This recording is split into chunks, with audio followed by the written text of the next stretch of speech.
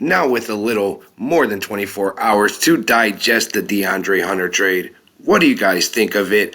Are you feeling it? Are the Cavs better today than we were 48 hours ago? And is it just a small move that is leading up to something much, much bigger?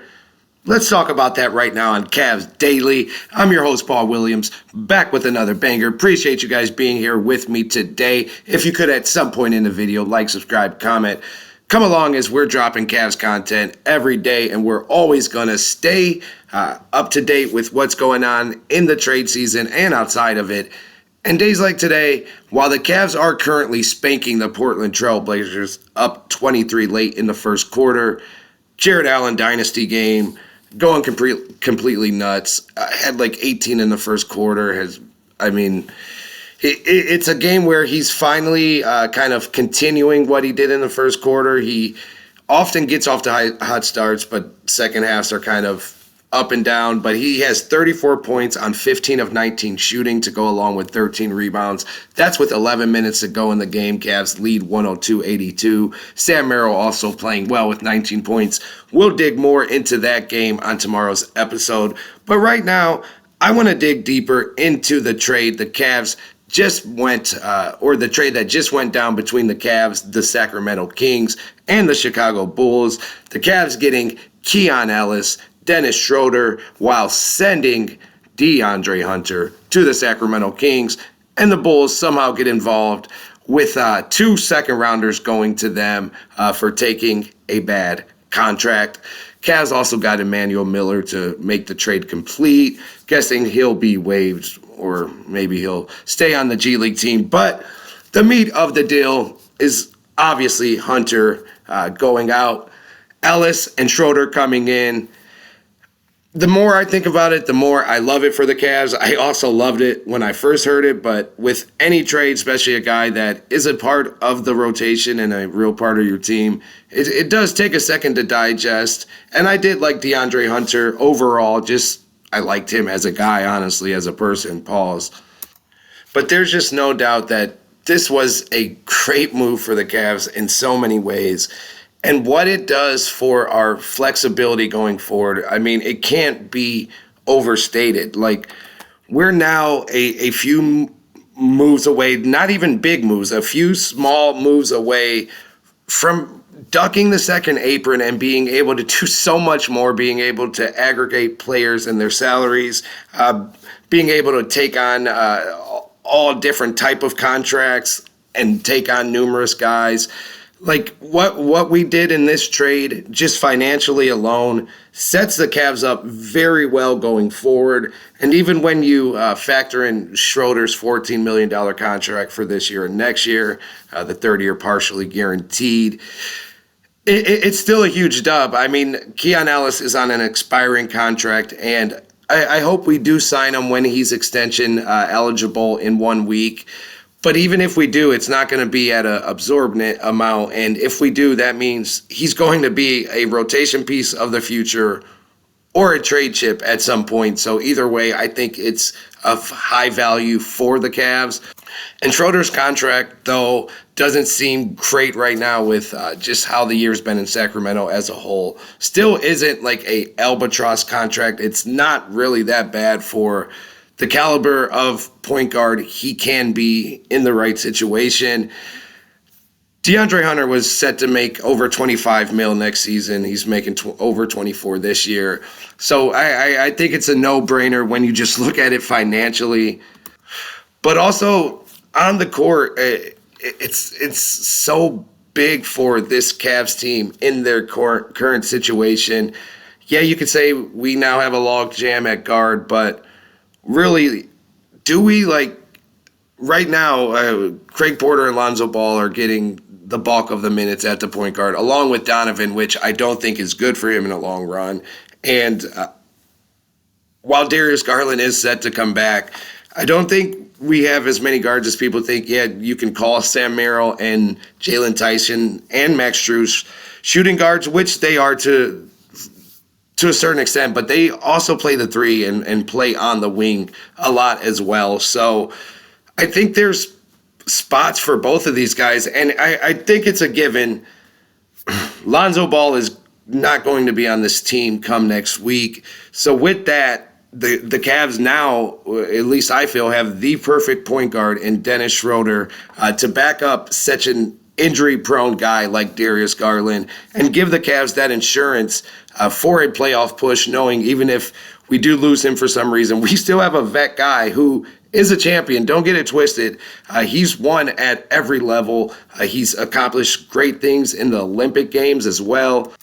He's respected around the world for basketball, and Kenny Atkinson spoke glowingly of him earlier today after the trade was announced. He said the word competitive, that's what sums up Dennis Schroeder. He's in the elite competitive basket, he said. He's a champion, and he's well respected around the world, and just someone that you know is going to bring that toughness every night. And I think that sums up Schroeder. Like, he is just a seasoned guy that is a winner and in winning situations thrives.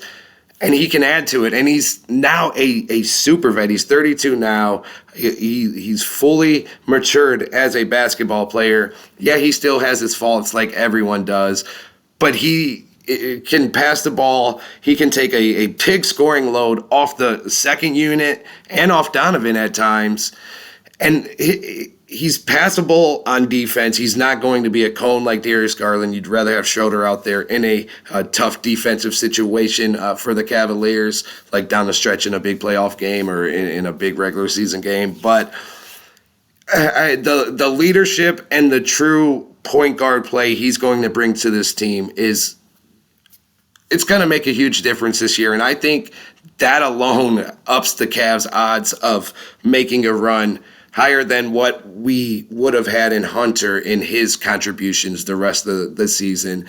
And that doesn't even speak for Ellis, so we'll get to in a second. But, yeah, Schroeder, he's going to get you 12, 13 points a game, and he's going to have some games where he drops 20, 24 when he gets hot. He's going to shoot the three ball solid. He's not an elite three-point shooter, but he's also not a suspect three-point shooter. I'm guessing he'll shoot around 35, 36% for the Cavs, especially with the gravity Donovan, Sam Merrill, those type of guys will take away from him. It's going to be fun watching him facilitate this offense and get out and run with all the talented big guys he has as well. So, yeah, I'm very excited about this Schroeder piece. And then Ellis, like I said in yesterday's video, one of the most coveted guys at this trade deadline. And it's for a reason. When you're a bench player that's not getting consistent minutes, that sometimes doesn't even get into the game, yet you're on demand pretty much by every contending team in the league. There's a reason, and yes, his small contract is a big part of that, but it's also because it's not a big secret in the NBA. This guy is very talented and has a role in this league, and in the right situation, I think he can turn into like an elite role player. Alex Caruso type. I hate that that's become such a popular term, but I mean, it does describe just like that type of role player. If you know, you know.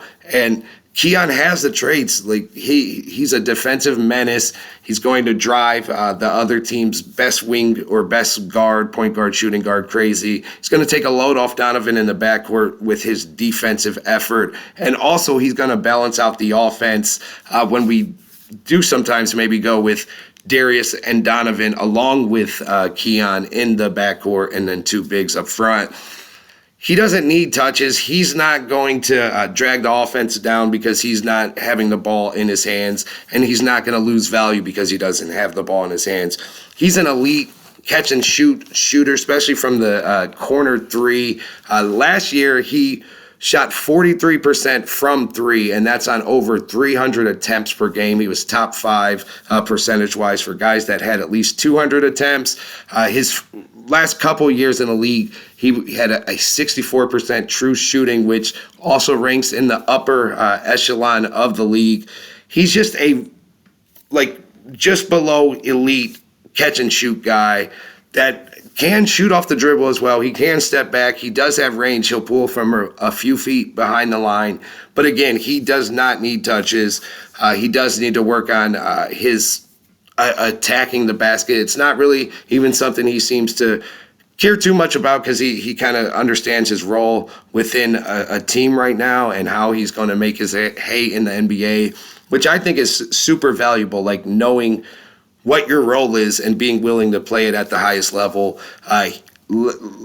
Just like a month and a half ago, he was the only player in the NBA averaging less than 20 minutes and shooting 40% from three and getting at least 1.5 steals per game. Kind of just highlights the balance he has. He can be solid on offense, but he's going to make things happen on defense, and his hustle and energy is going to make him a fan favorite in Cleveland, just like he was in Sacramento.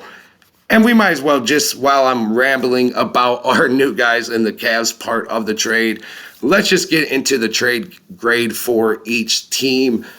I wanted to give the Cavs an A. I'm between a B plus and A minus for the Cavs.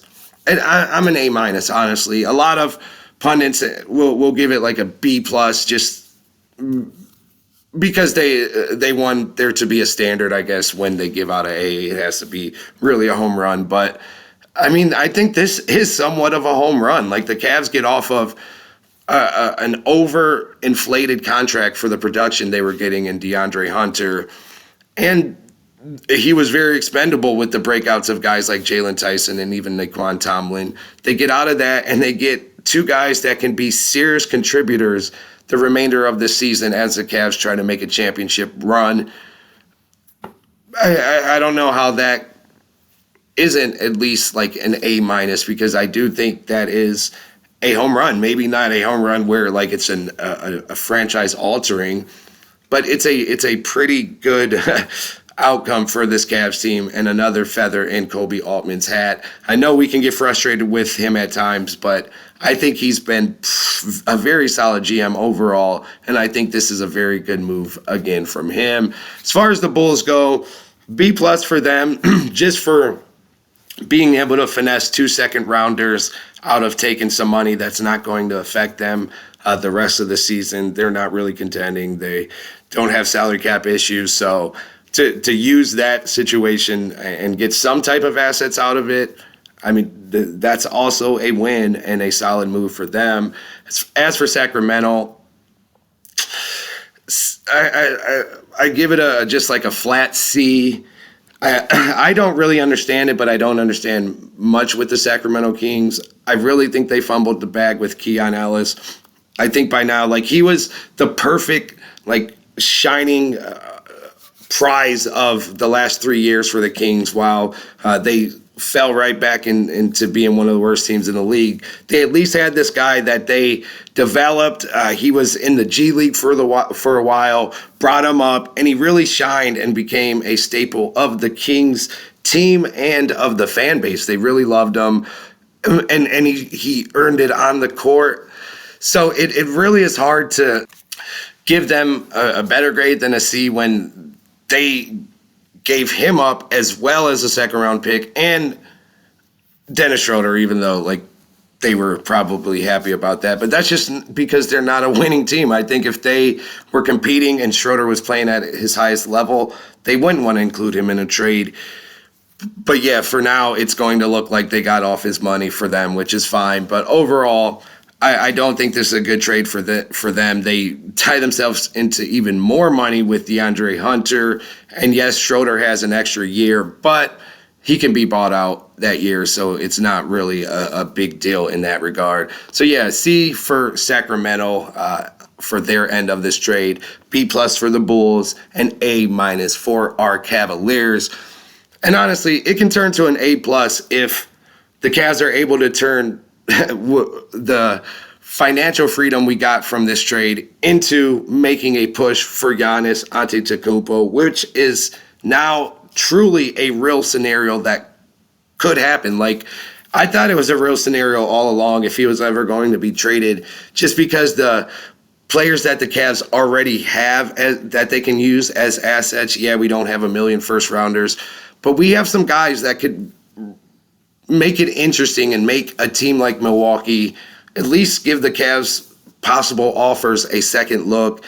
And now getting off of DeAndre Hunter's contract and being just $13 million under the second apron, the Cavs could make a trade where they give up Lonzo and maybe like Thomas Bryant. I'm just throwing a name out just to get enough to get, or even just trade Max Strus straight up. That could get them under the second apron. Then they could get really creative to get Giannis. We could also get a third team involved, just like we did with this trade with Sacramento, getting the Bulls involved. So that's always like the ace up a team's sleeve. Like a third team could really change the dynamics of what a team can trade for. It's not always as simple as A trades with B. Like C could make A and B have a lot more options as far as trading goes. So the Cavs put themselves in a real situation where if the Bucks do commit to trading Giannis and just going for the best offer, the Cavs will have one of them. I mean, I don't know. I'm not giving up Donovan or Evan. Like, I'm just not doing it. I think a package around Darius Garland and Jared Allen should be more than enough, honestly. Like, those guys are both former All-Stars. Let's not get it twisted and undersell our guys. Like, yeah, right now it's looking not great for Darius's value, obviously. But just think at this time last year, he was in his second All-Star game. They were winning the skills contest at All-Star break. Like, he was like peak value. He had like top 25 value in the league just a year ago. So he does still have a lot of value as a still very young, dynamic point guard who, if you're tearing it down, doesn't hurt to have one of those to start your build around. And then Jared Allen, I mean, he's proven it tonight with he might go for 40 tonight with 18, 20 rebounds. He's not going to do that every night, but he's also a former All-Star, and he's shown, for the most part, this year, it's been kind of hit and miss, but he's shown that in the right situation, when he doesn't have Evan Mobley on the court or has more freedom and gets more touches on offense, he can be a 16, 18-point guy and give you 10, 11 rebounds. Those aren't too bad players to bring in a trade for anyone, and it's a very good start as some building pieces around for if you just want to do a quick reshuffle and kind of still stay competitive, or even if you want to do a all the way tear down, they can be assets at the worst, and then you have guys that you can also throw in to sweeten it, like a Max Strus. Or I don't want to do this, guys. I don't want to trade these guys. Don't get it twisted. But like a Jalen Tyson, who would honestly be my other untouchable in a deal. But even like a Craig Porter, Tyrese Proctor, like we have some young guys that can be tantalizing as well. And then you throw in a couple first-round picks or a first-rounder and a couple swaps and a couple second-rounders. Like, get a third team involved. There's ways to get a Giannis deal done, and the Cavs will have one of the best packages to give up for Giannis. I'm saying right now, if Giannis really is going to get traded, the Cavs are a top 3 or 4 suitor at worst after the Hunter trade and with their current financial situation. I think they're a for sure player in the Giannis sweepstakes, and I would not be surprised if we're going crazy a week from now talking about Giannis, Mobley, and Mitchell, and how crazy and scary that's going to be for the rest of the league. Let's stay tuned, but let me know, do you think we have a shot at getting Giannis, and what would you or what wouldn't you give up? Who's off the table? Now, if we don't get Giannis, what's the pivot? Are there still moves to be made for the Cavs? I think for sure there are. Just getting off of Lonzo, especially with the guard depth we do now have, I think that's going to happen. And we see how creative Altman is, man. Most of the deals we do and the trades we do, they come out of right field. He jumps in and gets the guys other teams want without being one of the favorites to get that guy. So there's always a deal out there that could be close that we just have no idea about. But I do think at the very least, like I said, the Cavs will get off Lonzo. And I do think they will, again, not just try to clean up even more financially, but I do think they will try to improve a little bit more around the margins. They have a lot of options now as far as guys they could send out in a trade. And I do think they still want to address another solid big man or maybe even a wing, maybe both. But yes, I do believe the Cavs are still going to be active, even outside of just maybe a Lonzo trade. I wouldn't be surprised now if they get more aggressive with a a different Darius trade. Maybe get serious in talks with New Orleans about a Trey Murphy for Darius Garland centered trade, or even Michael Porter Jr. for Garland. Like, there's many ways we could go.